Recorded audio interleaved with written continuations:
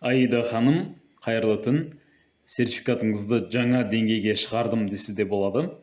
Осындай стильге өзгерттім, более заманауи көрінеді және более наполненно көрінеді.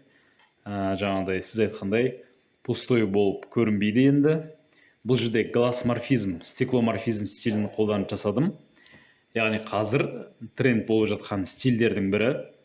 Яғни мына жерде там стекло сияқты жасалған. И ар жағында там межградиентпен осындай элементтер ұшып жүр. И бұл диджитал саласына өте жақсы жарасады, өте жақсы сай келеді. Мынаның да тоже крайлары стекло сияқты байқасаңыз, осындай ерекше сертификат болып табылады. Печатьті осындай қылып жасадым. Логотип және сіздің ипіңіздің названиясы. Жалпы электрондық вариантқа осы печать өте жақсы сай келеді. Жалпы қалай сізге? Егер ұнаған болса, сізге жіберетін боламын.